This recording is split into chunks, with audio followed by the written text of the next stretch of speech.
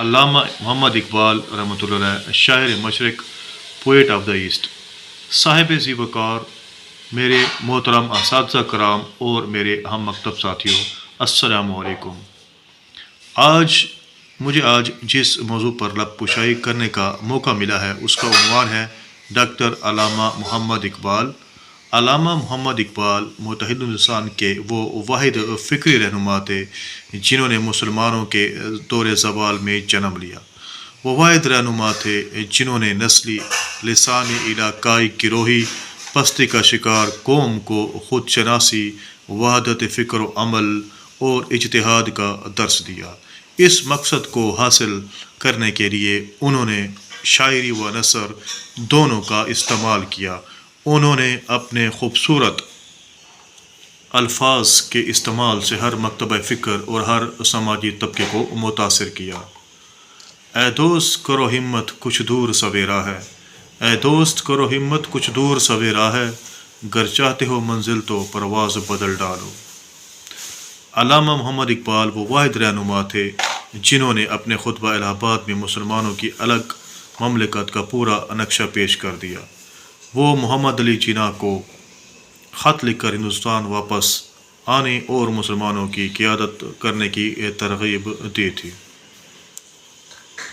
بھارت میں علامہ اقبال کو شاعر مشرق، ادیب، مفکر، فلسفی اور مسلمانوں کو جگانے والی شخصیت کے طور پر جانا اور پہچانا جاتا ہے۔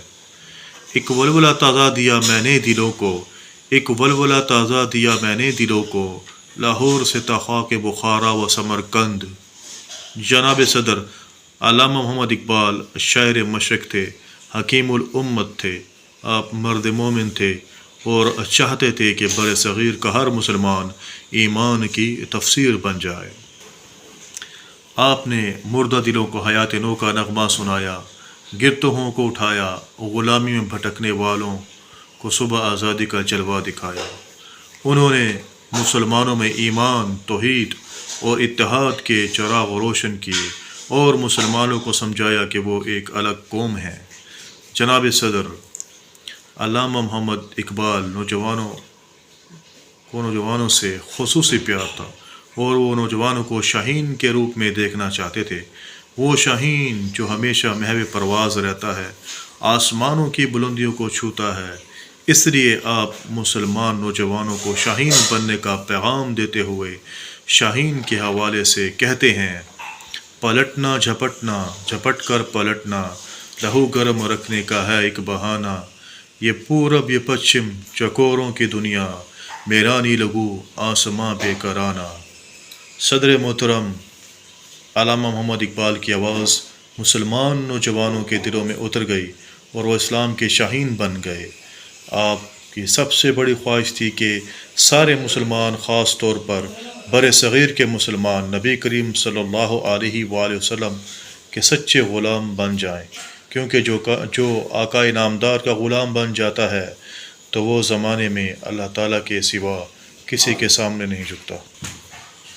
آخر میں اپنی تقریر کا اختتام علامہ اقبال کے ان اشعار سے کرنا چاہوں گا: کبھی اے نوجواں مسلم تدبر بھی کیا تو نے، کبھی اے نوجواں مسلم تدبر بھی کیا تو نے، وہ کیا گردوں تھا تو جس کا ہے ایک ٹوٹا ہوا تھا۔ منزل سے آگے بڑھ کر منزل تلاش کر، منزل سے آگے بڑھ کر منزل تلاش کر، مل جائے تجھ کو دریا تو سمندر تلاش کر۔ اور آخر شعر کہ کھول آنکھ زمیں دیکھ، فلک دیکھ، فضا دیکھ، کھول آنکھ زمیں دیکھ، فلک دیکھ، فضا دیکھ، مشرق سے نکلتے ہوئے سورج کو ذرا دیکھ۔ والسلام۔